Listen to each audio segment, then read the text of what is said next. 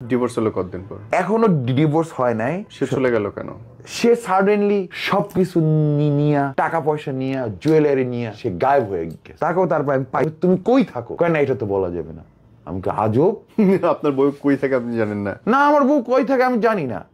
পরে আমি ওর কার সাথে থাকে আপনি জানেন না? একটা দোকানে ফোন দিছে, বলতেছে আমার কাছে একটা ঘড়ি আছে অনেক দামি, আমি এটা বিক্রি করতে যাই, তুমি কি নিবা? আমার কাছে জিনিসটা আশ্চর্য লাগলো যে আমি গিফট দিলাম, ইনস্ট্যান্ট বিক্রি করে দিচ্ছে আমার সামনে। বাংলাদেশে কি নারী মাদক সংখ্যা বাড়ছে? আমি মনে করি এখন ছেলেদের থেকে মেয়েদের মাদকাসক্ত ওই সংখ্যা বেশি। আগের হাজবেন্ড সহ সে আমার কাছে এখন 5 লাখ টাকা দাবি করতে। হাজবেন্ড ওয়াইফ এসে নতুন হাজবেন্ডের কাছ থেকে টাকা নিয়ে যাচ্ছে। বাহ বাহ বাহ। সম্পদ ভাই, আপনি তো অ্যাক্টিভিস্ট ছিলেন। জি। কি নিয়ে কাজ করতেন? আমি মূলত এনভায়রনমেন্টাল অ্যাক্টিভিস্ট ছিলাম, তারপর মাদক নিয়ে আমি অনেক কাজ করেছি 2009 2008। অলরাইট, মানে সমাজে পজিটিভিটি ছড়ানোর জন্য আপনি তখন কাজ তো করেছেন। ওইভাবে অ্যাক্টিভিজম ছিল না। আমি যেমন আমার আর্টিমিস নামে একটা পরিবেশবাদী সংগঠন ছিল, যা এন্টি পলিথিন, মানে পলিথিন কিভাবে ব্যান করা যায় এবং সোশ্যাল যে অ্যাওয়ারনেস মাদক, তখন আমাদের সময় প্রচন্ড ফ্যান্সি ডিলের প্রভাব ছিল। তো আমি দেশে বিদেশে সব জায়গায় কাজ করেছি এবং গ্রিন পিসের সাথেও আমার কাজ করার সুযোগ হয়েছে লন্ডনে থাকতে। আপনি ছিলেন কোথায় পড়ালেখা? আমি পড়াশোনা করছি লন্ডনে, ইস্টার্ন ব্রিজ কলেজ, পরে সাউথ ব্যাংক ইউনিভার্সিটি হসপিটালিটি ম্যানেজমেন্টের উপর। জব এন্ড ব্যবসা। আমি দেশের বাইরে উইম্বলডন ক্লাবে কাজ করছি, উইলকিংসনে কাজ করেছি, প্লাস ক্যাম্পেইনার হিসেবে জাইমা স্মিথ ভাই, যে গোল্ড স্মিথ, যে ইমরান খানের যে রিলেটিভ ছিল, তার ক্যাম্পেইনার যে প্রজেক্টে আমি কাজ করেছি এবং বাংলাদেশে একটি শীর্ষস্থানীয় গ্রুপে এখন কাজ করছি পাবলিক রিলেশন অফিসার হিসেবে। ওকে, হয়েছেটা কি বলেন তো, গরিব আছে। আসলে আমি দেশে যখন ছিলাম তখন আমি মোটামুটি রাজনৈতিক সচেতন যখন ছিলাম, আমি একটা পলিটিক্যাল পার্টির সাথে ইনভলভ ছিলাম। পরে দেখা গেল যে সেই পলিটিক্যাল পার্টি এই মাদক ব্যবসার সাথে সম্পৃক্ত। তো দেখা গেছে যে ওরা পলিটিক্যাল পার্টি মাদক ব্যবসার সাথে সম্পৃক্ত। হ্যাঁ, এই ব্যাপারটা হচ্ছে, যেই পলিটিক্যাল পার্টি আসুক না কেন, রুট পর্যায়ে, তৃণমূল পর্যায়ে, তারা সবাই তার দলীয় নেতাকর্মী তৃণমূল পর্যায়ে যারা আছে, একটা বড় মাদকের অংশ, এমপি, তারপর লোকাল কাউন্সিলর, এরা সবসময় সম্পৃক্ত থাকে, সেটা যেই দলই হোক। হ্যাঁ, এটা সব। হ্যাঁ, সিরিয়াসলি আমি সিরিয়াসলি, আমি যেহেতু আমি কালচারাল সেক্রেটারি ছিলাম একটা বড় রাজনৈতিক দলের, যারা মুক্তিযোদ্ধার সপক্ষ শক্তি বলে। আমার আব্বা নিজেও মুক্তিযোদ্ধা। বাট এটা সত্য যে দুইটা বড় দলের তৃণমূল কর্মীরা মাদক ব্যবসার সাথে সম্পৃক্ত থাকে এবং এই টাকাটা ধাপে ধাপে উপরের পর্যায়ে যায় এবং যারা সম্পৃক্ত তাদের চেহারা দেখা যাচ্ছে যে আমার যে সুন্দর পাঁচ ওয়াক্ত নামাজ পড়ে। আপনি দেখেন আমার চেহারা, মনে হয় যে আমি নিজেই মাদক খাই। এটাই হচ্ছে বাংলাদেশের রিয়ালিটি। পরবর্তীতে আমি বাড়িঘর বিক্রি করে, মানে আমার বাবা বাধ্য হয়ে আমাকে লন্ডন পাঠিয়ে দেয়। কেন? কারণ ওরা আমাকে জানে মেরে ফেলতো এবং মেরে ফেলার 2বার অ্যাটমও নিয়েছিল। কিন্তু সবচেয়ে মজার ব্যাপার কি, যে আমি বাংলাদেশ থেকে আন্দোলন করে পলিথিন ব্যান করতে পারছি, তখন শাহজাহান সিরাজ ছিল, কিন্তু মাদক আমার ঘর থেকে, আমার ফ্যামিলি লাইফ থেকে এটা মানে করতে পারিনি। আমি নিজেই এখন ভিকটিম। সবাই আমাকে বলে তোর এত সমস্যা কি, তুই নিজে খারাপ। কিরকম সমস্যা? কিরকম, আমি যখন দেশ থেকে চলে যাই, তখন আমার একটা মেয়ের সাথে অ্যাফেয়ার ছিল। তখন আমি ড্যামরা নিবাসী ছিলাম। তো আমি দীর্ঘ প্রায় 9 বছর লন্ডনে ছিলাম, কিংস্টন নামক একটি এলাকায়। তো আমি আমার যখন 9 বছর যখন অতিক্রান্ত হয়, তো ও আমার জন্য প্রায় 9 বছর আমার জন্য অপেক্ষা করছিল, বলে তুমি চলে আসো, তোমার আর লন্ডন থাকার দরকার নেই। তোমার 10 বছর হওয়ার আগে সময় আমি লন্ডন থেকে আমি বাংলাদেশে ব্যাক করি। তো আসার পর দেখি যে ওর মানে পাসপোর্টটা হয় না। পাসপোর্টটা আর হয়নি। আমি জমা দিয়েই আমার মানে 11 কি 12 মাস আমি জমা দিয়ে চলে আসি। তো আসার পর আমি আবার সেম এলাকায় আসলাম, কিন্তু আমার ওই এলাকায় আর বাড়িঘর নাই। লুকাই আমি যাইতাম সেই ড্যামরাতে। পরে ওকে আমি বিয়েও করি, কিন্তু আনফর্চুনেটলি ওর ব্রেন টিউমার ধরা পড়ে। হয়তো ওর পরিবার জানতো। তো আমি মোটামুটি যা টাকা পয়সা ইনকাম করছিলাম ওর পিছনে, মানে আমি বেশ টাকা ব্যয় করছি। ও প্রথম মোহাম্মদপুরে বাংলাদেশ মেডিকেল ছিল, পরে গ্রিন লাইফে ছিল। আল্লাহর রহমতে সে বেঁচে গেছে। তো ইন দি টাইমে আমার লন্ডনে থাকতে ফেসবুকে এক মেয়ের সাথে পরিচয় হয়েছিল, যার নাম সুমা। আমি পুরো নামটা তাকে নাই বলি। তার কাজটাকে হয়তো আমি ঘৃণা করি, but he is a nice man. বা যদি কাজটাকে যদি আমি ইয়ে করি, কি কাজ? সে নিজেও মাদকাসক্ত ছিল আর কি। আর তার সাথে আমার এত ভালো বন্ধুত্ব ফেসবুকে, সে আমার প্রতি যথেষ্ট সহানুভূতি ছিল, আমাকে সবসময় মানে সান্ত্বনা দিত, ইয়ে করতো অ্যাজ এ ফ্রেন্ডের মতো। আমি যখন দেশে আসি, তার সাথে আমি দেশে যখন এসে দেখা করি। বাংলাদেশে কি নারী মাদক সংখ্যা বাড়ছে? আমি মনে করি এখন ছেলেদের থেকে মেয়েদের মাদকাসক্ত সংখ্যা বেশি। তারা ইয়ে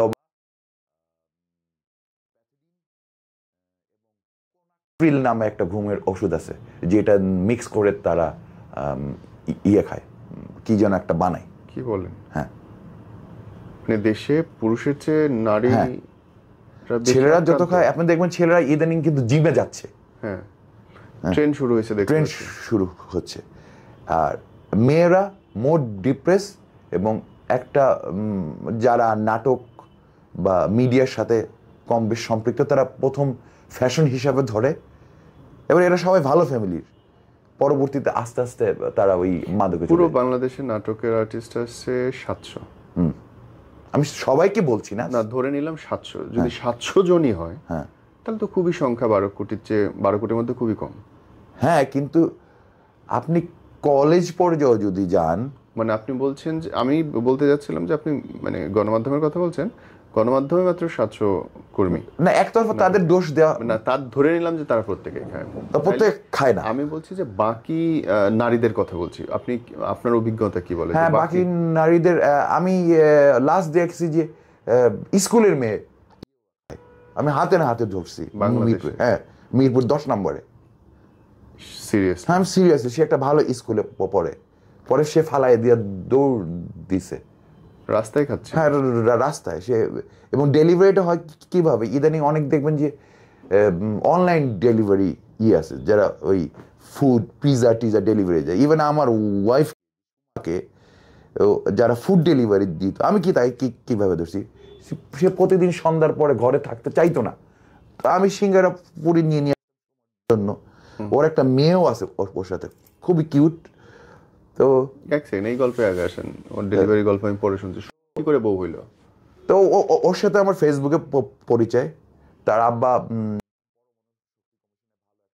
রেসপন্সিবল জবে চাকরি করে, নাগরিক নাট্য দলের সাথে জড়িত। হুমায়ুন আহমেদের 2টা সে নাটক করেছে। ওনার বাবা? হ্যাঁ, না, ওনার বাবা না, ও। আচ্ছা। ও 2টা নাটক করেছে, মিউজিক ভিডিও করেছে, ও যথেষ্ট সুন্দর করে। ইভেন আমি আপনার কথা যেরকম মানে শুনতে ভাল লাগে, মনোমুগ্ধকর, ওর কথাও খুব সুন্দর। তো ওকে দেখলে বোঝার কোনো সাধ্য নাই যে সে মাদক আসক্ত। সে রুচিশীল, সে অত্যন্ত ভালো খিচুড়ি রান্না করে, পরিমিত। আমি অনেক ক্ষেত্রে আমি নিজেও কিন্তু পরিমিত না, আমি হয়তো রাফ বাইক চালাই, উত্তেজিত, but she is a very nice and pretty lady এবং হেল্পফুল। বাট ব্যাপারটা হচ্ছে, তার যখন নেশা উঠে, তখন সে হচ্ছে দানব। এটা আমি প্রথম জানতাম না। যখন আমি সংসার তার সাথে শুরু হয়, সে আমার সেকেন্ড ওয়াইফ, সে আমার ফার্স্ট ওয়াইফের সাথে তার পরিচয় আছে। ফার্স্ট ওয়াইফ কি বেঁচে ছিলেন? হ্যাঁ, এখনো উনি বেঁচে। তাহলে ছেড়ে দিলেন কেন? ছেড়ে দিলাম, ও পুরোপুরি ডিসেবল হয়ে গেছে। ও বেঁচে আছে, কিন্তু মানে হুইল চেয়ারে ও চলাফেরা করে। আমি ওকে ছাড়তে চাইনি। তাহলে ও বলছে তুমি অন্য কাউকে বেছে নাও। যেহেতু আগে থেকে জানতো, মানে ওয়াইফ যখন অসুস্থ হলো, তখন তো হাজবেন্ড হিসেবে আরো বেশি কাছে থাকা উচিত ছিল। এর মধ্যে একটা ব্যাপার আছে, আমার 2টা সঞ্চয়পত্রের টাকাই ওর নামে ছিল। তো ওর আম্মার বক্তব্য, তুমি যদি বাবা ওকে যদি নাও, এইভাবে আসলে তোমার টেক কেয়ার করা সম্ভব না। হ্যাঁ, ওর আম্মাও একটা পর্যায়ে বললে যে তুমি আমার মেয়েকে তুমি নিতে পারবো না। আর আমার যে আম্মা, আমার আম্মাও সবসময় আমার খালি পেইন দিত। মানে টু বি অনেস্ট, কেন আমি মিথ্যা কথা বলবো, যে এই মেয়েকে আইনে কি করবে, তোর সংসার আছে না, তুই সারা জীবন তুই জব টপ করবি না, কিভাবে টানবি। তো আমি একটা বিদেশ থেকে আসার পর একটা মহা মুসিবতের মধ্যে পড়ে গেলাম। আমি একবার বাসায় থাকি, আবার ড্যামরা যাই লুকাই লুকাই, আবার বাসায় আসি, আবার ড্যামরা যাই। এই যে আমার বান্ধবী, ও তখন আমার লাইফে মানে টুকিটাকি ভাবে মানে এন্ট্রি নিল আর কি। ও বলে তুমি ওরেও দেখো, পারলে অন্য একটা বিয়ে করো, কিন্তু ডাইরেক্টলি কখনো কিন্তু আমাকে কিন্তু মানে বলে নাই। পরে একটা পর্যায়ে আমার বই বলো, তুমি যদি কাউরে যদি পাও, আমার তার ওরকম ফিজিক্যাল ইয়ে নেই, ও বাথরুমও যেতে পারে না, ওকে ধরে নিয়ে যেতে হয়।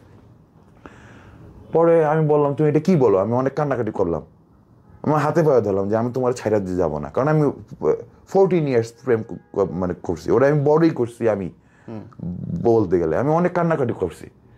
পরে ও মানে ও মানসিকভাবে আমার চেয়ে অনেক বেশি শক্ত, তো আমার বললো আমি তো তোমার ভালোবাসি, আমি তোমার অনুমতি দিলাম, তুমি একটা ভালো মেয়ে পাইলে বিয়ে করো। তো আমি এমন দিন গেছে যে সন্ধ্যার পর আমি বাইক চালিয়ে ড্যামরা চলে দিতাম, ঘন্টার পর ঘন্টার বাসার সামনে বসে থাকতাম, আবার পাইচারি করে চলে আসতাম। এরকম প্রায় 6-7 মাস গেছে। যাওয়ার পরে হঠাৎ একদিন দেখি যে ডিভোর্সের একটা আসছে, মানে বউই আপনাকে ডিভোর্স লেটার হ্যাঁ। পরে আমি গেলাম, যে আমি তো ওর সিগনেচার চিনি, পরে ও কোনো কথা বলে না, ভাই আমি না আম্মা এই। তো আপনি দেখেন ওর নামে কিন্তু আমার 2টা সঞ্চয়পত্র করা ছিল, প্রায় 8-16 লাখ টাকার মতো। পরে আমি বললাম যে এটা কে করেছে, কয় আম্মা। তো আমি আবার বললাম যে আমার আম্মা আবার খুব খুব মানে মহিলা দেখবেন খুব কিন্তু মানে ইয়ে হয়, চালাক হয়, কি বলে। আমার আম্মা বললো যে তোর এই ডিভোর্সটা দিছে, ওই টাকাগুলো আছে, তুই তো একটা বোকা, তুই বোন নামে কেন রাখছিস এই টাকাটা যেন। তাই আমি বললাম যে ও যদি এই টাকাটা নিয়ে ওর মাসে 30-35 হাজার টাকা আসে, ও যদি এই টাকাটা নিয়ে যদি বাঁচে, আমি ছেলে মানুষ টাকা তো ইনকাম করতেই পারবো, সঠিক, আমার তো কোনো সমস্যা নাই। সঠিক। তা আম্মা খুব উত্তেজিত হয়ে গেল, হ্যাঁ মায়ের চেয়ে বউ বেশি। আমি তুমি একটা মৃত্যু পথ যাত্রী, তুমি তো আব্বুর যে পেনশনের টাকা ও দিয়ে চলে যাবে, তোমার তো ও দিয়ে চলে দেবে, তুমি কি সেটা চাইলে তুমি কি দাও? আমি মাঝে মাঝে আমার কাছে টাকা খুঁজতাম, ওই সময় অর্থনীতি, তুমি তো সেইটা দাও না, তাতে সে যদি ওইটা যদি নেয়, আমার তো কোনো খারাপ দেখি না, আমার কোনো খারাপ দেখি না। তারপরে আমি ওর বাসায় যাইতাম আসতাম, আমার খারাপ লাগতো। তো ইনিমে টাইমে আমার লাইফে এন্ট্রি নেই।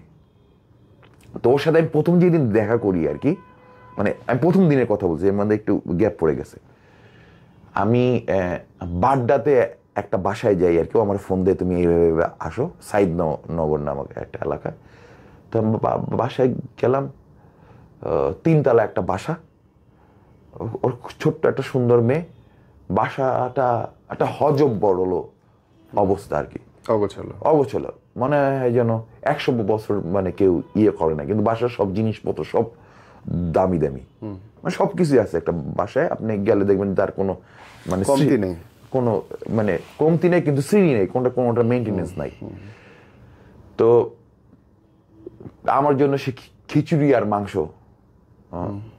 রান্না করছে, অসাধারণ, খাইলাম।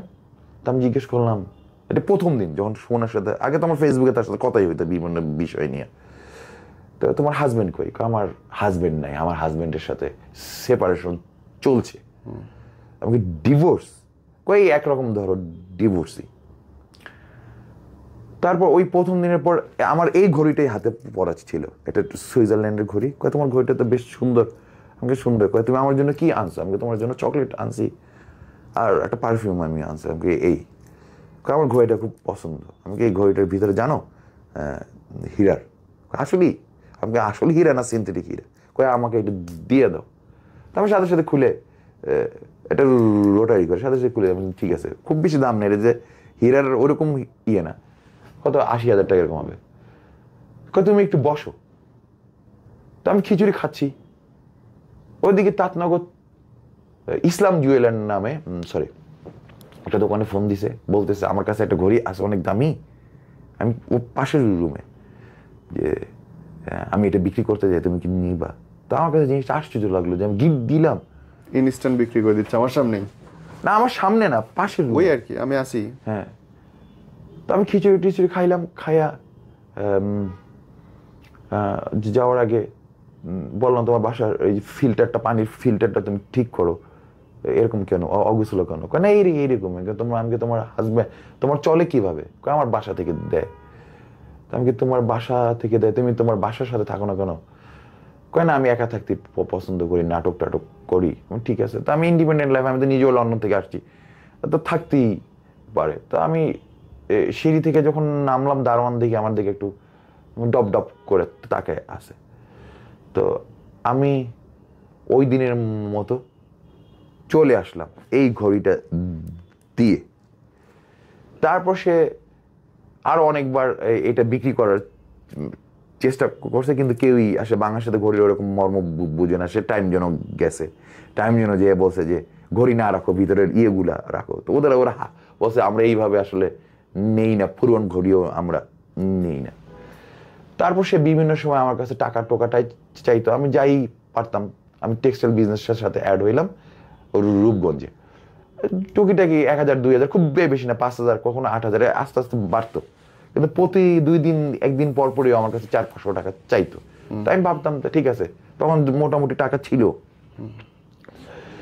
তো আমি তাকে টাকা দিতাম। তো আরেকদিন আমি তার বাসায় আবার গেলাম, সে আমাকে ডাকলো যে আমার খুব দরকার, তুমি একটু বাসায় আসো। তো আমি, ও আবার বাসা চেঞ্জ করছে, পাশে আর 2-3 র পরে আরেকটা আন্ডার কনস্ট্রাকশন বিল্ডিং এ গেছে 6 তলায়। তো 6 তলায় যখন উঠতেছি, তখন ঠিক আমার সাইজেরই সুটাম দিয়ে আরেকটা ছেলে, মানে খুব মেজাজ খারাপ, সে নামতেছে একতলা। তো ওর তালার 6 তলার উপরে আর কোনো কিন্তু তালা নাই। পরে আমি দরজা নক করলাম, আমি কি একটা ছেলে দেখলাম আমার মতোই, বেশ সুন্দর, একটু চাকমা চাকমা চেহারা, এটা কি তোমার বাসায় আসছিল? হ্যাঁ, ওটা আমার বন্ধু ইমরান। আমি কি তোমার কাছে ইমরান কি তোমার বয়ফ্রেন্ড? না, ওটা আমার ফ্রেন্ড। তো কি তুমি ওরে কি লাভ করো? না, আমি লাভ করি না।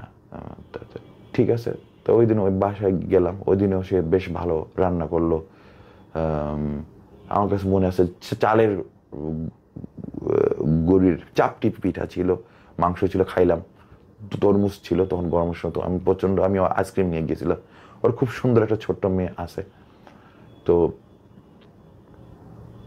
বললো যে আমার কিছু টাকা দরকার। আমি কয় টাকা দরকার? 5,000 টাকা দরকার, আমার খুব বিপদ, আমার কারেন্ট বিল জমছে। তো তোমার কারেন্ট বিল জমছে? আমি আমার কাছে 5,000 টাকা নাই, তুমি 2,000 টাকা নাও। তো আমি কি, তুমি এত রান্না টান্না করছো, এতেই তো তোমার 2,000 টাকা খরচ হয়ে গেছে, তুমি এটা না রান্না করলে আমি কোনো কিছু না দিলে দিতাম, পরে দিও, এখন আপাতত 2,000 দিয়ে দাও। ঠিক আছে। ওর রুমটা আগের থেকে ইমপ্রুভ হয়েছে, একটু সাজানো গোছানো হয়েছে। তো চলে আসলাম ওই দিন। এরপরে ওর সাথে আমি প্রায় বিকালবেলা ঘুরতাম ঢাকা শহরে। এমন বিয়েটা করলেন কবে? বিয়েটা করলাম কবে? ও সাডেনলি শুনলাম ওর হাজবেন্ড আসছে। তা আমার প্রথম দিন বলছে আমার এটা ভাই। ঠিক আছে। তো আবার ভাই কইয়া আবার বলছে তোকে তো বলা হয় না, তুই তো করি সম্পর্ক, এটা আমার হাজবেন্ড জেলে ছিল, ওকে র্যাব ধরে নিয়ে গেছে, বিআইপি না কি বলে, ভয়েস ওভার প্রোটোকল, এটার ইসে ছিল, র্যাবে ধরে নিয়ে গেছে। আচ্ছা, আমি ঠিক আছে, মাশাল্লাহ। তো মাঝখানে আমার ভিতরে একটা প্রেম বোধ জাগছিল, আমি যে হাজবেন্ড এন্ট্রি হয়েছে, আমি এখান থেকে বেঁচে গেছি। তারপরও তার ভিতরে আমার একটা মায়া কাজ করতো। তার সাথে আমি কয়েকদিন যে ওই নাগরিকে কয়েকদিন যে এই কোনায় ওই কি বলে সাথে যে নাট্য যে গ্রুপ, ওইখানে যে আমি কয়েকদিন রিহার্সালও করছি, বেশ ভালো। এখানে মোহাম্মদপুরে খাই, পুরান ঢাকায় যাই, আল করিমে খাই, মানে যত সুলতানে খাই, যত বাংলাদেশের ব্র্যান্ডের যত রেস্টুরেন্ট আছে, প্রতিদিন আমাদের কাজই হলো কি খাওয়া। তখন আপনি চাকরি বাকরি ব্যবসা করছেন? হ্যাঁ, আমার মাশাআল্লাহ ভালো। তারপর খাচ্ছি ডাচ্ছি। তা আমি বললাম যে আমার বউ তো ডিভোর্সের নোটিশটা পাঠাইছে, দেখো যে ওরা বুঝে শোনা এটা উড্ড করাইতে পারো কিনা। বলছি না, দরকার নেই, কিন্তু আমার মনের ভিতরে সবসময় কি বাদে।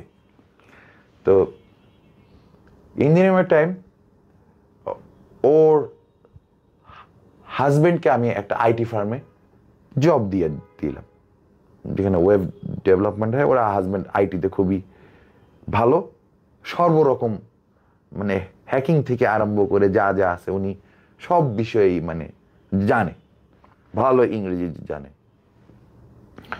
তো আমি তাকে জব দিয়ে দিলাম। যাদের বলে তো বলে তুমি ওরে জব দিছো, তুমি তো এই জবটা আমারও দিতে পারতা। আমি তো তুমি তো কম্পিউটারের জিনিসগুলো তো তুমি জানো না। উনি তো জানে, তুমি জানো কত জঘন্য, যখন জেলের ভিতরে যখন ছিল তো আমাকে টাকার জন্য এমন এমন লোকজনের কাছে পাঠাইছে যে আমার সব কিছু দিয়ে দিতে বাধ্য। আমি তুমি কার কাছে গেছিলা? কয় নিউ মার্কেটে পাঠাইছে। এটা মেনশন করি বলি, নামে একটা বড় প্রজেক্ট আছে, সেখানে একজন পলিটিক্যাল পার্সনের কাছে পাঠাইছে যে এটা অবৈধভাবে দখল করছে, ওর সাথে জেলে ছিল সেই লোক আবার বুঝি শায়েক হুজুর। তো সে আমাকে অফার করছে যে তুমি যদি আমার সাথে কক্সবাজার যাও তাহলে তোমার হাজব্যান্ডকে আমি ছুটাই নিয়ে আসবো। সেখান থেকে আমি পালায় আসছি। আচ্ছা তুমি পালায় আসছো, তারপরে আমি আচ্ছা তারপর একদিন কথা প্রসঙ্গে আমি তো একটা চাকমা যে ছেলেটাকে দেখছিলাম মিক্স, ওইটাকে ওইটা ও আমাকে অনেক হেল্প করছে। আমি চাইছিলাম ইমরানকে বিয়ে করব, তো একটা ঝামেলা পেকে গেছে। আমি কি ঝামেলা পেয়ে গেছে, আমি ফ্রেন্ড ওর তুই করি, ওয়াইফ জেনে গেছে। এখন ওয়াইফ বলতেছে যে দিবে। পরে খোঁজ নিলাম, বস হচ্ছে আমার কাজিনের হাজবেন্ড। এটা একটা বড় বেলজিয়াম ভিত্তিক কোম্পানি যারা সুতা, আমি যেহেতু টেক্সটাইল বিজনেস করি, সুতা বাংলাদেশে ইয়ার্ন মানে ইয়ে করে। পরে বাই দা বাই ইমরানের ওয়াইফের সাথে আমার যোগাযোগ হয়, বলো যে ভাইয়া সাথে তোর সম্পর্ক ব্লা ব্লা ব্লা। আমি যেহেতু ওকে ভালোবাসি, আমি অন্য কিছু বলতে চাচ্ছি না, আমি তো আর ওকে তো রাখবো না, আমি ডিভোর্স দিয়ে দিব। এবং হয়েছেও তাই ডিভোর্স। তা আমি বললাম যে তোর কারণে যে এই যে ফ্যামিলিটা যে ভাঙলো, এটা কি কোনো কাজের কাজ হইল? এটা তো আমার দোষে ভাঙে নাই, এটা ওর ওয়াইফের বাচ্চা হয় না, হ্যাঁ এই জন্য এই হয়েছে। আমাকে বাচ্চা হোক আর না হোক, আমার ওরও 15 বছর যাবৎ বাচ্চা হয় না, এবার আমার ওয়াইফেরও কোনোদিন বাচ্চা হবে না। হ্যাঁ, কারণ ওর মস্তিষ্কে সে ওই জিনিসটা হবে না, আমিও তো হোল্ড করে চাচ্ছি। তো তুই এই কাজটা, ইমরানের সাথে তো আমার কোনো সম্পর্ক নাই, তুমি দেখো।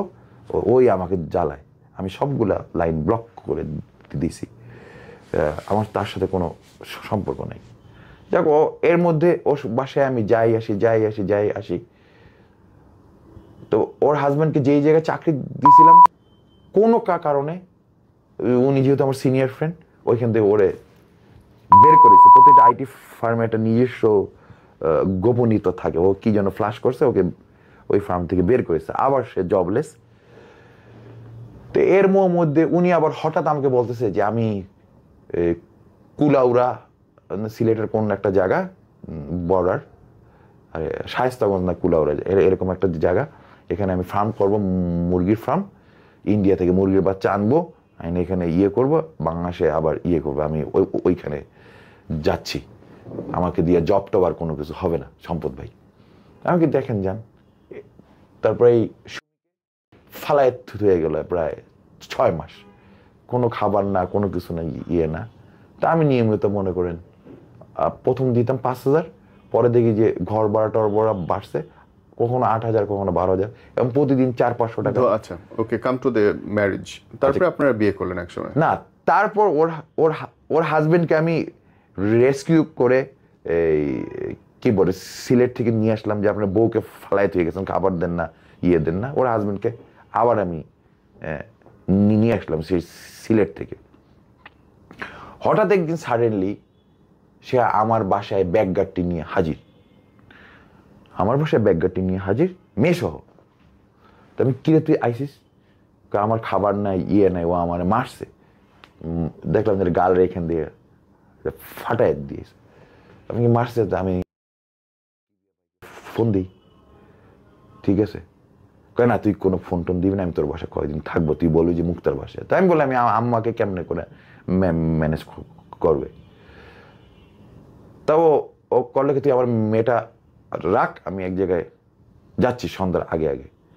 তো সন্ধ্যার আগে আগে যখন যাচ্ছে আমি তারে ফলো করলাম, ফলো করে দেখে আমি তার বাসার পাশে ভাটারা থানার সামনে সে আসছে, সম্ভবত এক পুলিশ অফিসারের সাথে সে আলাপ করতেছে, ঠিক আছে। পরে আমি তারা কিন্তু মানে ফলো করতেছিলাম, পরে আমি খাপ করে দিচ্ছি, কিরে তুই যে বাসায় তোর মেয়েরে তুই আসলি কেন আসলি, ঘটনাটা কি বলতো, এ পুলিশ অফিসারের সাথে তোর কি? কয় আমি ঝাঁপ দিব। ঝাঁপ দিতে দিতে কই আর ট্রাকের নিচে ঝাঁপ দিতেই নিয়েছিল, আমি 1 ইঞ্চি আমি তারা টান দিয়ে নিয়ে আসছি। তা অনেকক্ষণ কান্নাকাটি করলো, দেখ আমি দীর্ঘদিন না খাইয়া থাকি, দিনের পর দিন এই লোকটার আমি ছাড়াইলাম জেল থেকে, সে আমাকে মিসইউজ করতেছে, আমি এখন বিয়ে করব, তুই তো আমাকে করবি না, আমি এই পুলিশ ভদ্রলোকের বুঝি 3টা মেয়ে আছে, বউ বুঝি মারা গেছে, উনি বুঝি কক্সবাজার না কোথায় কি ছিল, আমি এর বিয়ে করবো, তুই তো আমার বিয়ে করবি না। তা আমি এটা কিভাবে সম্ভব বল, আমি তোরে ভালোবাসি কিন্তু এখন এটা হয় না, কেন তুই আমার বিয়ে কর। আমি ঠিক আছে তুই বাসায়, আমি আম্মার সাথে কথা বলি, দেখি তুই থাক। পরে বাসায় আসলো, আসার পরে প্রায় 1 মাস হয়ে গেল। তো 1 মাস হয়ে গেল ও চাপাচাপি করতেছে বিয়ের জন্য, হ্যাঁ প্রতিদিন সে বিয়ের জন্য সে চাপাচাপি করতেছে। পরে সে নিজেই কাজী আনছে, আনার পরে আমি তার সাথে বলে তুই আমার কাবিনের টাকা একটু বেশি দিস, তুই যে আমার কয়দিন পরে লাথি দিয়া বা যে ভাগাইয়া যে দিবি না গ্যারান্টি কি, আমি তুই কয় লাখ টাকা কাবিন চাস, 5 লাখ টাকা দিস। আমি কি আগের তোর যে শিল্পীর, এর মধ্যে আমি শিল্পীর কাছে আবার পারমিশন নিয়ে আসছি যে ওরে কিন্তু আমি বিয়ে করতে চাচ্ছি। শিল্পী হীরার একটা এঙ্গেজমেন্ট রিং, ওর নিজের রিং ওকে কি করে দিছে, দিয়ে দিছে। আমি ঠিক আছে 5 লাখ টাকা ধরে আমি কাবিন দিলাম। কি উসুল মুসুল থাকে আমি এগুলো দেখিও না যাই না। তো আমি জিজ্ঞেস করলাম তোর কি আগের হাজবেন্ডের সাথে কি ডিভোর্স হয়েছে? কয় আমি তো ডিভোর্স পেপার আরো 2 মাস আগেই দিয়ে দিয়েছি। আমি তুই মিথ্যা কথা বলতিস না সত্য কথা বলছিস?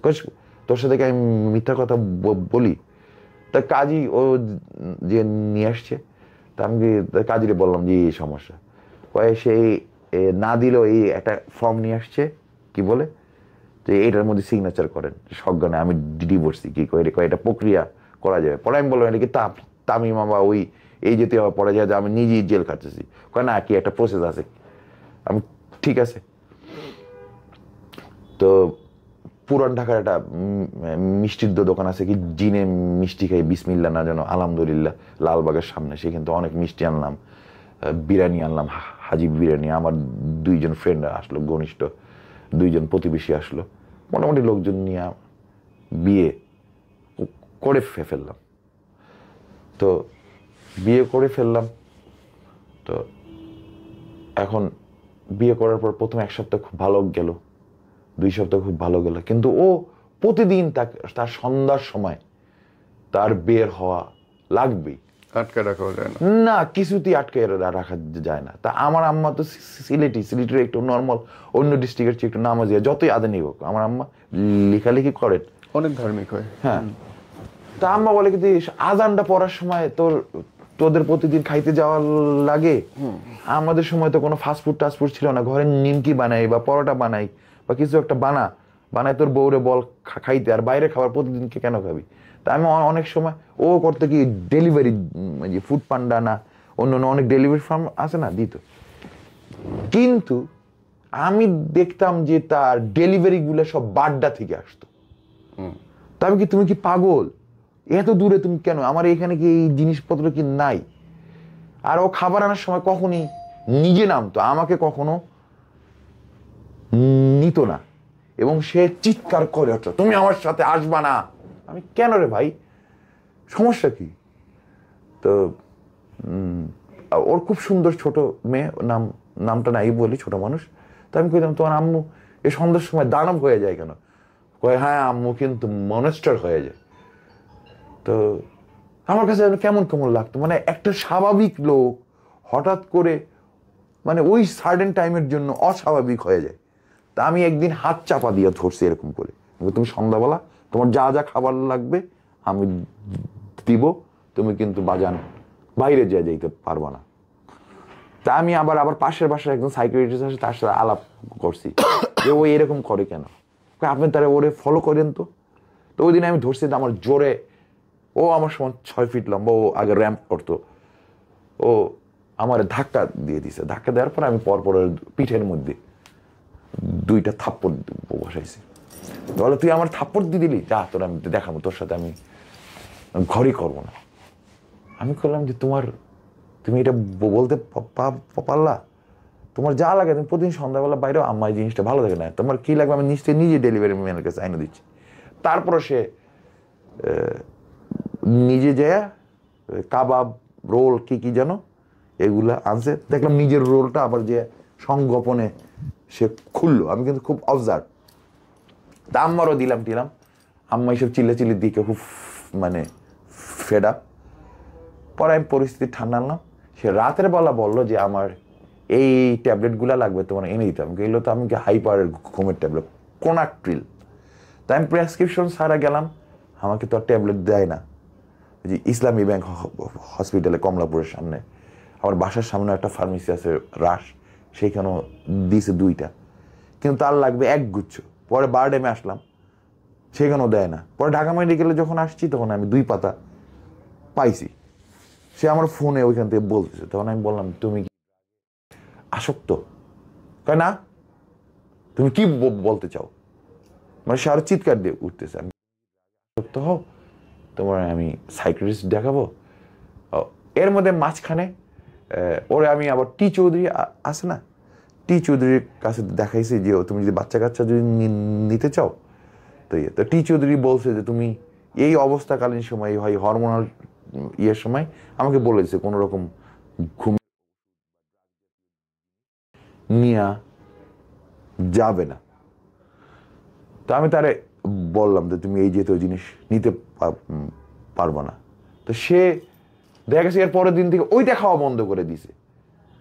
ওই টোটাল পাতাটার দাম 4000 টাকা, তার যে কোর্স হরমোনাল কি ইয়ে, একটাও কিন্তু গ্যাপ দেওয়া যাবে না। একটা কি বলে মিন্স একটা সাইকেল আছে।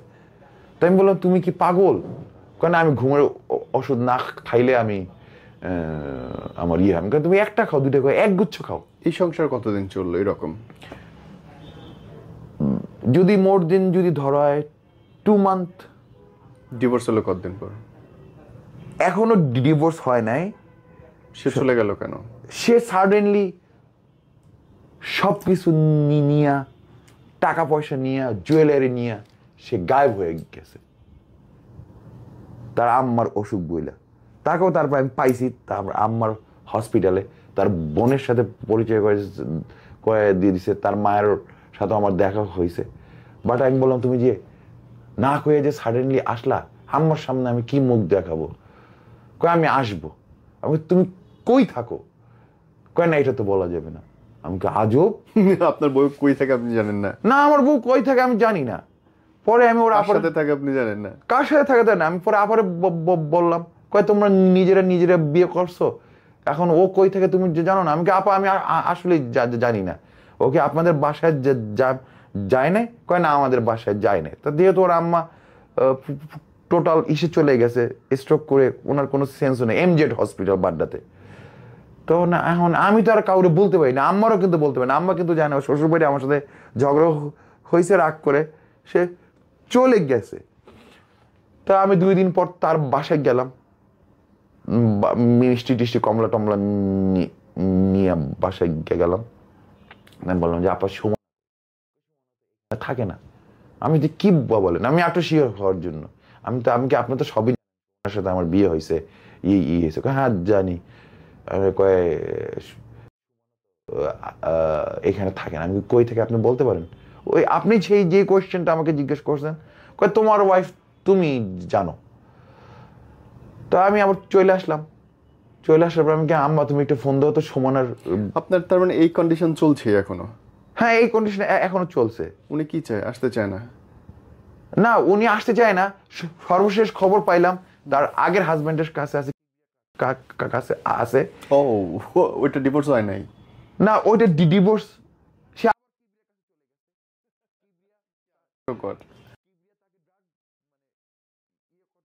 ক্রিয়া সহ সে থানায় আসছে আমার নামে মামলা করার জন্য। কেন? আমি মামলা করার জন্য এই যে আমি তাকে জোর করে বিয়ে করছি। হ্যাঁ, আমি তাকে জোর করে বিয়ে করছি। আমার বাসায় পুলিশ আসছে। সবচেয়ে মজার ব্যাপার কি, যে পুলিশ ভদ্রলোক আসছে সে আমাকে ব্যক্তিগতভাবে চিনে, আমার 2 ব্যাচ জুনিয়র। তো আমি তারে কাবিন টাবিন সব দেখাইলাম, বিয়ের ছবি আমি দেখাচ্ছি, আমি সব টপ দেখাইলাম। এবং আমার যত ভয়েস সব আমার এই গুগলে রেকর্ড করা, এবং অন্তরঙ্গ ছবি যত, তার ওই 1 ঘন্টার একটা তো বলেন সম্ভবত আপনাদের ফাইসে গেছেন, আপনার তো 5 লাখ টাকা দেওয়ান লাগবে। ওইটা কিন্তু কোনো মাপ নেই, ওইটা কিন্তু কোনো মাপ নেই, 5 লাখ দেয়াই লাগবে। এবং মজার ব্যাপার কি, আগের হাজবেন্ড সহ সে এই আমার কাছে এখন 5 লাখ টাকা দাবি করতে। হাজবেন্ড ওয়াইফ এসে নতুন হাজবেন্ডের কাছ থেকে টাকা নিয়ে যাচ্ছে। বাহ বাহ বাহ। হ্যাঁ, এখন আমি শেষ পর্যন্ত আমি গুলশান জোনের যে ডিআইজি বা উত্তর জোনের ডিআইজি গেলাম, তো উনি আমার বকলো, তুমি একটা লম্বা একটা আহাম্মক। হ্যাঁ, তুমি, উনি আমার ঘটনা, সরি আমি হাসতেছি, কিন্তু অ্যাকচুয়ালি ইটস বিগ ফানি। হ্যাঁ, ইউ আর ইন ট্র্যাপ। তো তুমি একটা লম্বা একটা আহাম্মক, তুমি একটা শিক্ষিত ছেলে। আমি বললাম তার ফ্যামিলি ভালো, তার আব্বা সর্বোচ্চ একটা প্রতিষ্ঠান পরমাণু শক্তি কমিশনে চাকরি করে, সে হুমায়ুন আহমেদের 2টা নাটক করছে।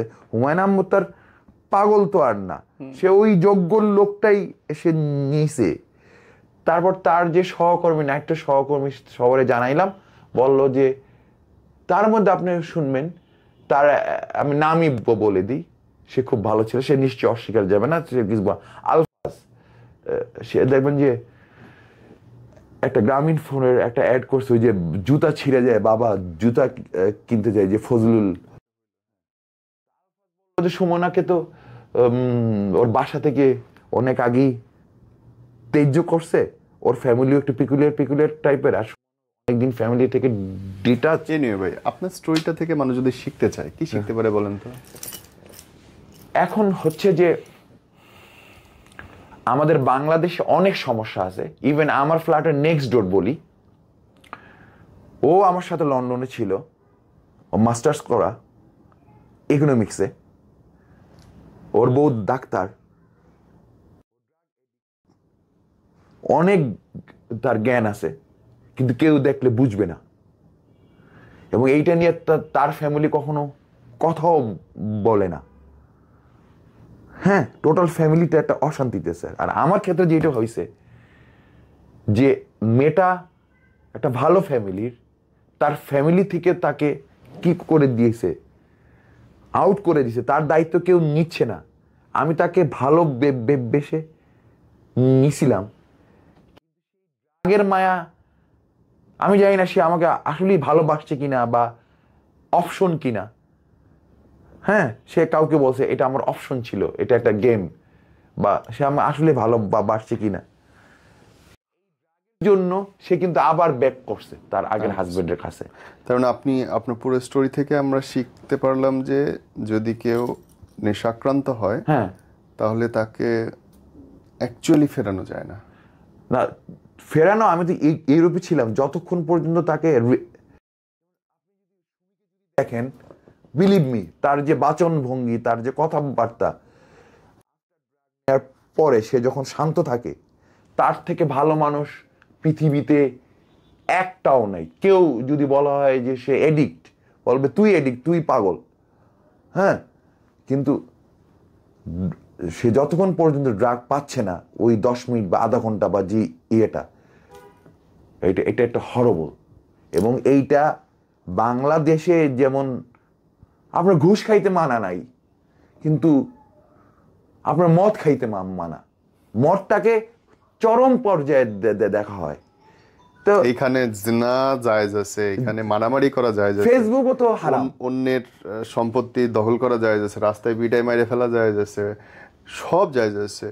এখানটায় মানে দ্বিধার বিক্রি করতেছে, কোনো অসুবিধা নেই। না, আমি একটা জিনিস বলতে চাচ্ছি, বলো যে তুমি তো এটার পক্ষে। আমার কথা হচ্ছে যে ড্রিঙ্কস লিমিটেশন পর্যায়ে, আমিও পক্ষে এটা। হ্যাঁ, আমি মনে করি সবকিছুতে টিভি দেখাও তো ভাই হারাম। আমি মনে করি আগে এক সময় আরবে মদ ছিল, খেজুর পচে বানাইতো, কোনো পরে যখন মানুষ নেশায় যখন চলে যায়, ইউরোপে কিন্তু কোনো নেশাই ভালো না, সে যে নেশাই হোক, সে যেই নেশাই হোক। আপনি তো ওই যে দেখবেন যে আমি ইয়ে করছে, ওই যে মলম বা মোবিল প্যাকেটে নিয়ে খাচ্ছে, যেটা মস্তিষ্ক বিকৃত করে, যে কোনো প্রোডাক্টই খারাপ। এবং আপনি যে প্রচুর যদি মধু খান সেটাও খারাপ। কিন্তু আমার মেসেজ হচ্ছে বাংলাদেশে এখন খুব, আমি আপনার নীরব ভাই বলেন কোন দোকান আনা লাগবে, কারণ এরপর আমি ইয়ে করছি, আমি যে কোনো দোকান দিয়ে আপনি প্রেসক্রিপশন ছাড়া প্যাথিডিন আনতে পারবেন। আপনি আমার সাথে বাজির লাগেন, আমি এনে দেবো।